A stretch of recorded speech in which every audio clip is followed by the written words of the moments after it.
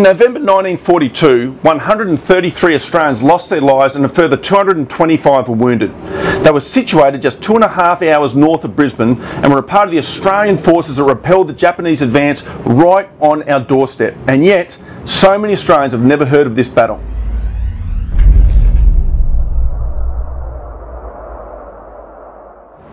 Now, we've all heard of Gallipoli, the Kokoda Track, Ishirava and Brigade Hill, and even the Battle of Long Tan. But the Battle at Gorari 75 years ago is relatively unknown. Even people that have previously trekked the Kokoda Track rarely hear of this battle. Gorari is situated halfway between Popondetta and the Kokoda village. The casualties of war here were 7 times that of Long Tan. 7 times. There were 10 times as many wounded here. And all of this, again, right on the doorstep of Australia. So we've decided to get involved with a push to change the fact that people don't know about this. And we're working with families of those that fought here, and we want to set a memorial on these grounds to remember this fateful battle that ended on Remembrance Day in 1942. So I'd like to introduce you to John Tannock, who has put together a book From Quilpie to Kokoda, a detailed account of the life of his father Jack, who fought in Syria, Borneo, through the PNG campaigns. He fought along the Kokoda Track and was wounded with a gunshot wound to the head on the 10th of November 1942. But he survived and served another 4 years after that. Here's John. I guess the last few years I've been on a bit of a journey. We took Dad into writing his war experiences down in nearly 30 years ago now, and he didn't want to do it, but he finally agreed on the condition that he'd not be made public till after he passed away. That was about 2 years ago, and since then we've put it all together, added photos and maps, and called the book Quilpie to Kokoda. And in that book he doesn't talk a lot about the fighting, but he does on the 10th of November 1942, where he was seriously wounded in the battle for Gorari. And I've sort of become interested in that battle because we don't hear a lot about it. We hear a lot about Long Tan and other battles, and along the track itself, Kokoda Track. There's quite a few plaques commemorating and giving information on battles, but there's virtually nothing about Gorari.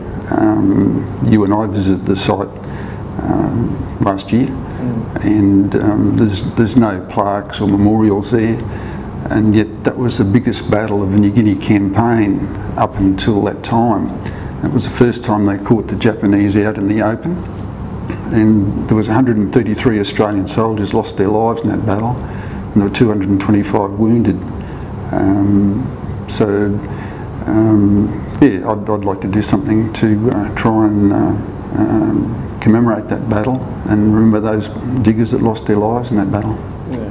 One of the bits of information I didn't have much on was the Battle of Gorari. The only map I could find of the battle was at brigade level, and the battle went from the 4th of November 1942 until the 11th.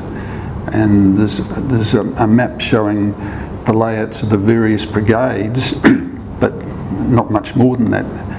And just before the 3rd edition came out, I had a bit of a breakthrough because I found in the brigade diaries actual detailed maps down to company level.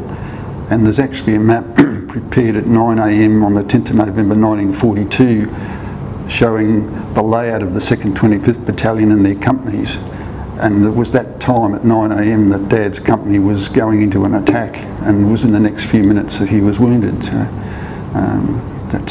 I'd love to go back to Gorari and walk the site and find it and look at the spot exactly where his company went into attack. And when I say company, the company at that stage was down to platoon strength, so 120 men were actually only about 30 odd men.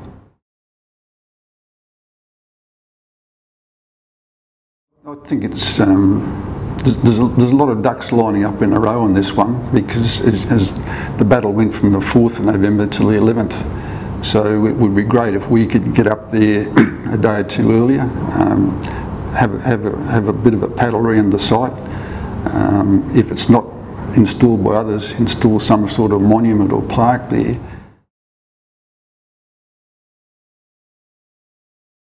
So in November of 2017, 75 years after this ferocious battle, we're heading back to Gorari for Remembrance Day, where we hope to unveil a memorial to the 133 young Australians that never made it home to their mates that fought beside them. We want you to be a part of this adventure, which will take in Popondetta, the beachheads of Gona and Boona, before we head to Gorari and camp for the night, and then spend 1 minute of silence on the 11th of the 11th. We will then read out all 133 names of the Australians that died on this very spot. The plan then is to go to Kokoda village and talk about the Battle of the Kokoda Track to give you the entire picture of the Battle of the Campaign there. This Remembrance Day trip will head back to Popondetta, then fly to Port Moresby, where we'll hold another ceremony at Bamana War Cemetery before we fly home to Australia the next day. If anyone would like to go on and complete the Kokoda Track, we're able to add this on also, but if you don't feel physically up to crossing the track, or if you've crossed the track previously, then this is a perfect adventure for you to be a part of. It's going to be a very moving ceremony on the 11th of the 11th. It's going to be a chance to sit there and remember these 133 young men and all of their mates who fought with them, and we're going to do it on Remembrance Day 2017. We'd love you to be a part of it.